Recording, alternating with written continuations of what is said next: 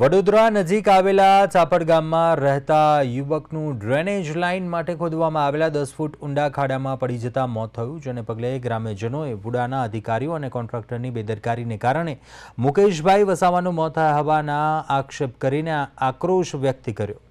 ખાડાને cordon ન કરતા આખરે યુવાનનો જીવ ગયો। અધિકારી અને કોન્ટ્રાક્ટર સામે કાર્યવાહીની માંગ કરવામાં આવી।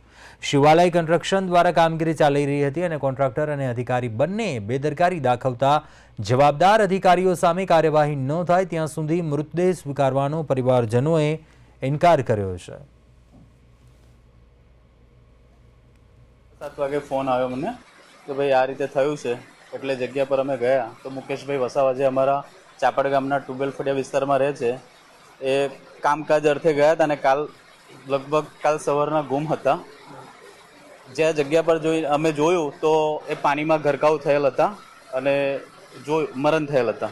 અત્યારે માંગ એવી છે કે વુડાના જે અધિકારીઓ છે, લગભગ વુડાના અધિકારીઓ અને શિવાલય જેનો કોન્ટ્રાક્ટ ચાલે છે અમારી ટીપી રોડના ગટર લાઇનનો અને રોડનો, એમને પણ સવારની જાણ કરી છે। અત્યાર સુધી કોઈ પણ વ્યક્તિ આગળ મળવા માટે નથી આવ્યા કે પરિવારને સહાનુભૂતિ માટે આવ્યા નથી। અમારી રજૂઆત એ જ છે કે પરિવારને ન્યાય મળવો જોઈએ। અગાઉ લગભગ 14/10ના રોજ અમે અમારી પંચાયત ઓફિસમાં જે ડ્રેનેજ લાઇનના ડી જે છે અમનભાઈ પટેલ એમને ઓફિસમાં બોલાવ્યા હતા। કોન્ટ્રાક્ટરના જે સાઇટ સુપરવાઇઝર છે એમને પણ બોલાવ્યા હતા અને રજૂઆત કરેલી હતી કે ભાઈ જે તમે ઊંડા ઊંડા ખાડા ખોદી રહ્યા છો એ તમે જેમ જેમ કામ કરતા જાઓ એમ ખાડા પૂરતા જાઓ એની રજૂઆત કરેલ હતી, પણ તેમ છતાં એ લોકોની બેદરકારીને લીધે આજે એક અમારા ગામના વ્યક્તિનું અવસાન થયેલ છે, જેના એકને એક માત્ર જવાબદાર વુડા અને શિવાલય કોન્ટ્રાક્ટર જ છે, બીજું કોઈ નથી।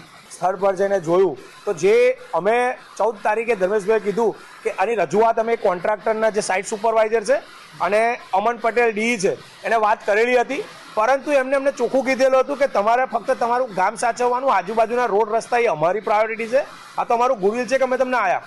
અમે એમને કીધું હતું કે કોઈનું ઢોર ઢાકર પડશે, તમે પૂરતા જાઓ। તેમ છતાં આજે આ જોયું કે આ પરિવારનો એક મોભ તૂટી ગયો છે। એમની 12 વર્ષની દીકરી છે, 20 વર્ષનો દીકરો છે, આજે ઘરમાં કોઈ કમાનાર નથી।